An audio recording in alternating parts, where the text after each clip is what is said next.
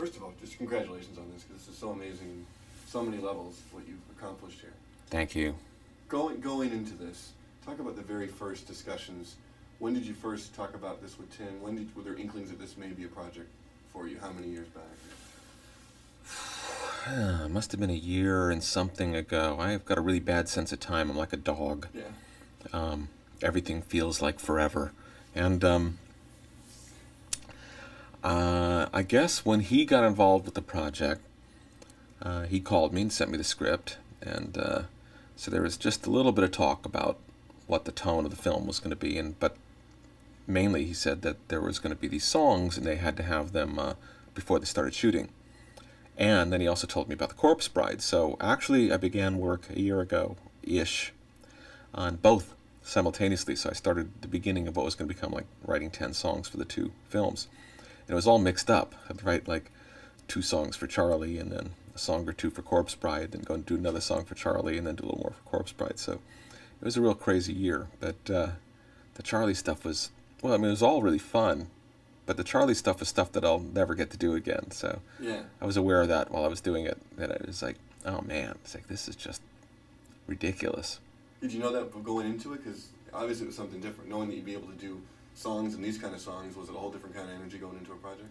Well, because it was going to be, he and I both felt that, you know, it had to find some original direction, and then he didn't want to make it Broadway like the original, and neither did I. And so he wanted to, his first impulses was to make it like kind of a retro pop extravaganza in the style of a Bombay or Bollywood musical. Bollywood being the Indian version of Hollywood. And they'll do, all their movies have like, you know, a bunch of songs in them, and each song very often kind of sounds completely different and often incorporates different pop genres and things like that. So I wrote Augustus Gloop and spent a long time on that one because I was trying to figure out what do the Oompa Loompas sound like and what is the tone of the thing and getting the feel of the whole thing figured out. And then from there, Tim liked it, and it's like I wasn't sure where we were going to go. I thought maybe I was going to do variations on Augustus Gloop, but then it was like, no. We're going to make each one totally different so you don't know every time the Oompa Loompas come out like what they're going to do. And so, all right, great. And so went into Veruca and then Mike TV, and then finally Violet Beauregard. Yeah, and the whole performance aspect of it is something you don't get to do on every project. No, I mean, often, like on Nightmare Before Christmas, you know, I sang a lot of parts, and I've got a really fun song that I'm singing in Corpse Bride, but obviously the idea of doing 70 or 80 vocals on a song was not something I've ever been asked to do, nor do I really expect to be doing that again in the near future. What was it actually like physically? What actually went into making that? Well, I mean, it's easy.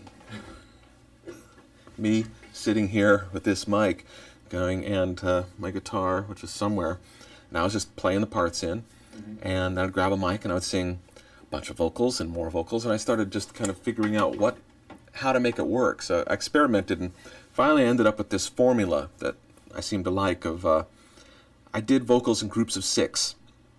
So if I had, okay, I'm going to do this a 3-part harmony, I'll try this verse. I would set up 18 tracks and do 3 groups of 6. And then, okay, now I'm going to do these background parts, and let's say I'm going to be 4-part harmony. So I would either do 4 groups of 4 or 6, depending on what kind of part it was. So I'd, you know, quickly end up with 50, 60 tracks. And then I would take each of those group of, let's say, 6 vocals, and I would tweak 2 of them.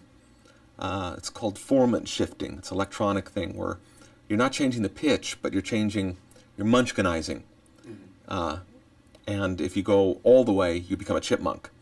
So I was kind of experimenting with, you know, on a scale of 1 to 10, I would take 2 vocals and do them at a 6, which starts to get a little munchkin-y, and 2 vocals and do them at a 4, which is just slightly altered, and then leave the rest natural. So I was experimenting with different groups of how many I want to leave natural and how many I want to tweak, and song by song they're all different. So I finally ended up just I'd start a song and I'd quickly set up 40 or 50 blank tracks and name them and divide them up into groups of either 4s or 6s and just start doing tons of vocals. It was just really nuts. It was just fun. Mm-hmm. Is it fun just singing? Because you don't get to do it that often. Are your pipes always ready to go? That's something you sing when people don't hear you singing all the time? Or you're a natural singer, even though it's been a few years since you've sung, maybe on a film? Or? I've never warmed up a day in my life, and I wasn't going to start now. Plus, I only in my mind was imagining doing demos. I wasn't thinking of like a performance for a film. I was just cutting demos, and in the end, Tim really liked them, and a lot of those vocals ended up in the film. Yeah. I tried replacing a lot of it, because I was overloading the mic and distortion, and I really wasn't thinking about stuff, and holding a mic by hand is a really bad way to record, because you end up with hand pop movement and, like muffled kind of stuff. Yeah. And I just wasn't thinking about it. So then I went back in the studio later, and I was trying to redo everything that I'd done, except I didn't take any notes, and I didn't write anything down. It was all improvised, and I had nothing, no documentation of any sort. So I'm listening to this stuff, and okay, now we're going to do this vocal here for Veruca, and I would lay down 18 or 24 parts. Now listen, something's missing. Oh yeah, there's a fourth part in the middle there. Okay, 6 more tracks, quick, lay them up. So trying to do it later was really hard. Doing it here originally was real easy. And suddenly I'm going there in the studio later going, how the hell did I hit that note? Damn, that's high. And I did it here. I just grabbed the mic and did it. I didn't think about it. I was just like, bah, and then I'm in the studio later trying to go, bah, and it's like, wait a minute, give me some water, please. So it's funny how when you're just not thinking about the stuff, it's like real easy to do. And then, also the fact that I wanted the Oompa Loompas to have, even though they were all visually the same, which is why in the end we ended up just using my voice, because it added a homogeneous quality that normally I wouldn't want to do. I would get 4, 5, or 6 singers, and we'd break up the vocals like a nightmare when I did a gang vocal. There was 5 of us doing all the vocals. And but here the homogeny, the kind of the unified quality of one voice many times, I think kind of worked with the fact that they were all kind of cloned Oompa Loompas anyhow. But it's really, I thought that they should have high and low voices, even though that they're all the same. There's tenor Oompa Loompas and baritone Oompa Loompas and soprano and bass Oompa Loompas, and that would be interesting rather than them. Otherwise, they would all sound like, I felt, Tim and I talked about this, like Wizard of Oz, and we didn't want that. Yeah. So it just took a lot of kind of playing around and finding the right balance and stuff. But I like the fact that one voice I could do like really high, and the next one I can go down low, and mix them up that way. Right. Actually, it's fun. I've talked to you many times. You talk about some of the torture it takes to actually compose a score and how miserable it can be at times. So this was actually a fun experience. This was fun. Yeah, I mean, it was nuts. I mean, when I'm singing and playing down here, there's up above there's like a little area that there's a vent that goes through into the living room, and you can kind of hear. And more than a few times, I think my wife was thinking that I was going crazy, because I was just going, yeah, like a whole bunch of times with all this music playing. And at a certain point, you go, all right, he's losing it. And what's going on down there? And I just go, no, it's cool. Right. Talk about the music, the instruments, and things like that went into this, because there's some great percussion and all kinds of things that go on in this. Was that a different kind of deal for you? No, I always use a lot of percussion, so that's just natural for me. You perform any of it for yourself? Yeah, I always, there's always a lot of my own banging on stuff and goofing. But also I'll do lots of sampling, like every year to 2 years I'll go in and I'll get new sounds in my sample library. So I have a huge library of percussion that I could play off of this keyboard of things that I've done. I update every couple of years, and I love drums, and a lot of them are my own drums that I brought back from all over the world, and drums I brought back from India, and I used a lot of those in this. You still travel? Is that still part of your life, to visit these places? Nah, I don't get to travel as much as I used to. I work too much. Yeah. You get time off? You seem like you're nonstop always, especially with this last couple projects, but looking at your slate, I don't think you ever getting a day off. But. I know. Not enough time off, no. I always plan it, and then something happens. But I do get time off this year, finally. There you go. I think it's been almost a year and a half without a break. And before I start Charlotte's Web later, and I get a nice break in between Corpse Bride and Charlotte. Yeah.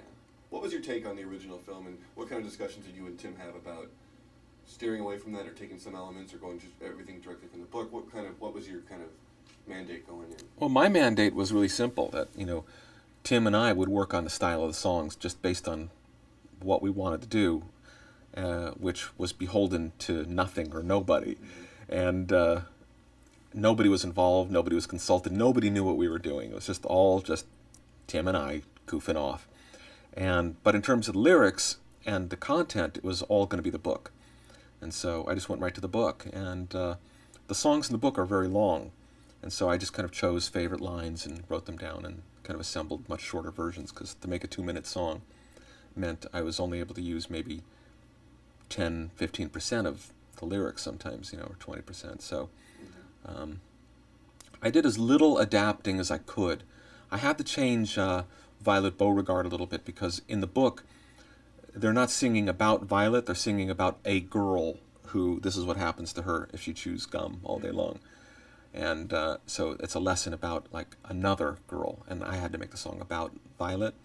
But other than that, I tried to change as little as I could. Being a part of this world so early on by doing the songs before production, were you around for a lot of the shooting? Were you around for any of the choreography of the dance numbers, or working with Deep Roy at all, or any of that? Yeah, I used to visit. Every time I'd go there, I'd go in with the new song, and I'd play it for them, and I'd work. The choreographers were great, and they'd have their own little room in the back there with Deep, and Deep would always want to like show me his latest moves, and how he's been practicing the guitar, and he'd show me how he's playing the drums, and for Mike TV, and it was really nuts. It was their world out there was so insane. Mm-hmm. Going between the squirrel room, which I'd always have to visit every time I went there, and Deep Roy and their Oompa Loompa choreography world was pretty fun. And your take on Johnny as Willie when you first saw him? Johnny did an amazing job, because I didn't really know what he was going to do, and obviously the Gene Wilder performance was one of his most famous performances, and I thought Johnny did a wonderful job of just creating his own thing, and it seemed like he was never trying to do anything like Gene Wilder, but it didn't seem like he spent any energy trying to not do that either. He's so clever, and I think he just fell into something that there are moments where it almost evokes a bit of Wilder, just for like a second, and then moves on, and then at the end of the performance you see something that he really owns now himself, that it's totally him. And after working on the movie for a couple of months, I got to the point where I couldn't imagine any other actor doing the part, really. I couldn't even try to picture anybody else in that role. And so it really became his, which is great. When do you and Tim know something's clicking? What point are you comfortable to show it to him, and then when do you know it's... Well, I mean, I never have to worry about when to show something to Tim, because I could play him anything at any time. And I don't have to worry about like him getting all like rattled by something. At the point where he gets comfortable, I don't know. I mean, you'd have to ask him. Yeah. I mean, there's a point where, he'll still want to tweak an area, or like try something in some area here, or like, it's good, but can we put in a chorus here that is like suddenly like ABBA, with their hands up in the air at the like really, really high and the soaring strings, and it's like, all right, let me see what I can do, and and I would kind of do something about that, and he's like, yeah, that's it. So he just responds, he just responds very visceral. It's like it either gets him or it doesn't. Mm-hmm. But you've seen this with an audience? You were at the premiere, and maybe you've seen it with other audiences too. I don't know. No, it's the first time this last Sunday, I ever saw anything put together. What was that like for you to sit there and... It's always weird, I have to say, being at a premiere, and I enjoy premieres if it's a movie I didn't work on. I don't enjoy them if it's one of the movies I worked on, because I'm not really viewing it like I would just view watching a movie. I'd have to go 2 or 3 more times to get a sense of that. I'm still like saying, oh, that's how that fit together with that, or maybe I should have written that cue differently, or God, I should have I pulled that off, but I sure didn't pull that off. So I'm just like critiquing 54 cues, and it's still not a score from me. It's still like 54 individual pieces of music. Sure. And so it's difficult. I don't really know what I feel like, other than coming out. If I'm lucky, I'll think, yeah, okay, it came out okay. I did okay. Mm-hmm. When you get a sense of the audience reaction, and premiere isn't the best place for that either necessarily, but... No, premiere's the worst place for that. That's another reason why I'll go for like a public performance, because premieres, you get this huge amount of enthusiasm over the credits, to the point where I'd never have heard a main title sequence of mine at a premiere, because everybody's clapping for, different parts of the house. You can hear like screaming for each name going on, where that person's sitting and their family and supporters and friends. Right. And it's really stupid. I mean, it becomes like this rooting thing. And then you feel really bad for the one person, one name comes on, and that person obviously just doesn't have a bunch of their people there. Right. And it's like, oh, there's anything, and then suddenly, it's like nothing. And you feel, oh, that poor fucker. It's like, I feel so bad. It's like, I want to start like, yeah. It's just not, it becomes like a popularity contest thing. And so you lose the titles, and then people just tend to like sit there quietly for the rest of the movie. So you never really get too much of an idea at a premiere, because there isn't a whole lot of the real public in there. It's mostly invited friends and family and celebrities, and it's not a real audience at all. Like I tell you, even at the screening, which the audience is similar in lots of respects, when your score is wonderful leading into it, but when that first input number comes along, just the way people are looking at each other and jumping back in their seats, just having a ball. See, I didn't see any of that. No, all I said is like, uh-oh, here it comes. Yeah, okay. Side fills, side fills. Subwoofers turned up a little bit loud. Yeah, sure. If I could mix that again, I would tweak that one thing a little bit. So that's where I'm at. I'm totally. It's almost like a out of body thing. I'm not really sitting there and enjoying it. Mm-hmm. You touched on it earlier. Just talking. But you're right. I'll go next week. You will, yeah. I have to anyhow, because they do these premieres at the Chinese Theater, which is probably one of the worst places in LA to hear sound for a movie. So whenever they do the premiere there, I'll go to another theater like the next week so I can actually hear what it sounds like. Mm-hmm. Mm-hmm. Talk about where you're at with Corpse Bride right now, what people can look forward to with that one. Corpse Bride's just really sweet. I mean, it's real, simple, sweet. I love stop motion animation, the style that it's in. And I fear that it's soon to be a dead art, that it won't be done anymore, because it's archaic and beautiful, and the whole industry is going over to computer animation, which is so popular now. And I'm sure the Corpse Bride will be a wonderful little thing, and I just hope that there's some more. And I hope it doesn't turn out that this is the last one in its genre, because there's something about the stop motion that is not duplicated on the computer. Even the computer stuff can look amazing, and you can get action sequences like in The Incredibles that are so great to see, and the colors and everything else. But on the stop motion, you're actually lighting a little set, and you walk in there, and there'll be a movie set, and the movie set's the size of this room, and there'll be movie lights shining down on the architecture, the buildings in the room, but they're little movie lights shining in a little room, but it's real lit, real shadows, and there's something about that can't be duplicated. You get to sing your character as well, or you just sing a song for the film? Or? Well, yeah, I mean, there's 4 songs in the movie right now, and one of them is a big group song with the whole cast, the big finale song. One of them was really fun. It's sung by Albert Finney and Joanna Lumley and Paul Whitehouse, a British comedian, and Tracy Ullman. And so I got to fly around to different places and record, these 4 voices singing this song. Really, really fun. One of them is myself. I got a really fun number from a character named Bone Jangles, a skeleton who's got a jazz band.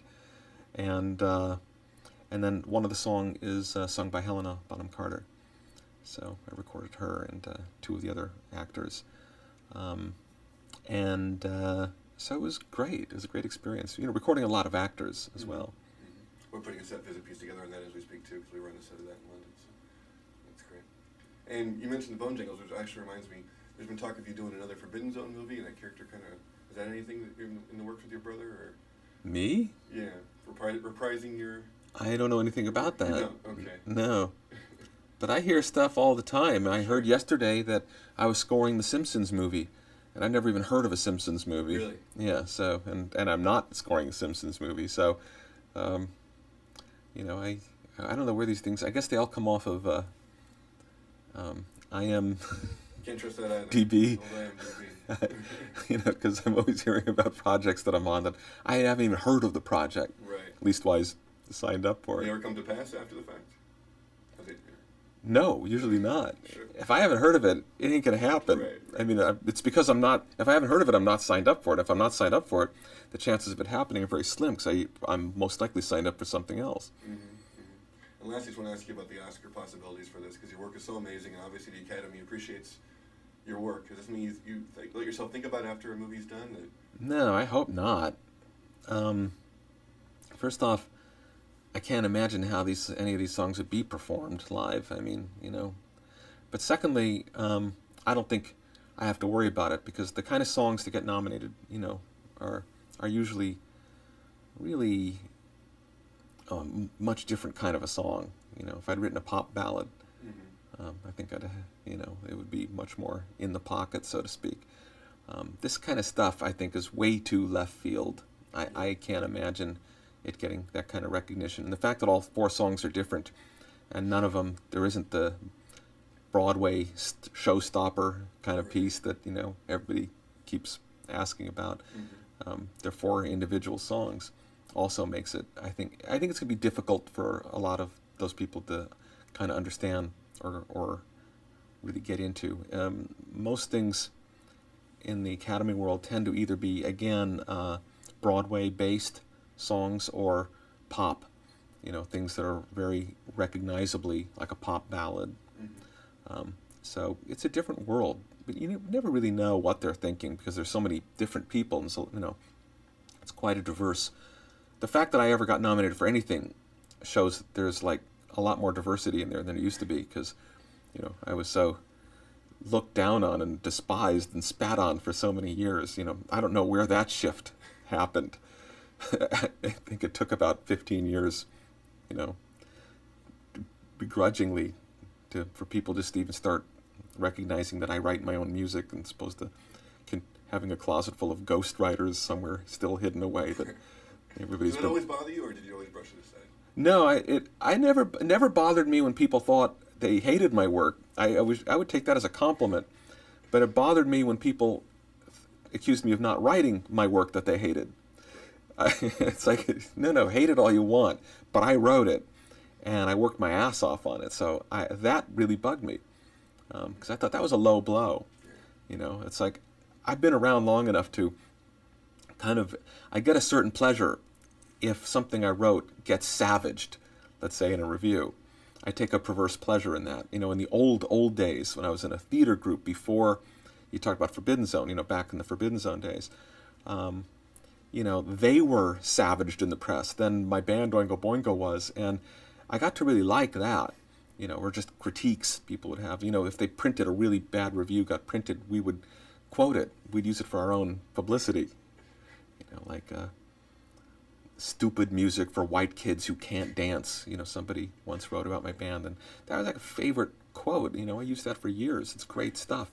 But I'd never been accused of not doing my work. And when I started scoring, since I had no life whatsoever the first 10 years, you know. I mean, I was working 16 hours a day, every day.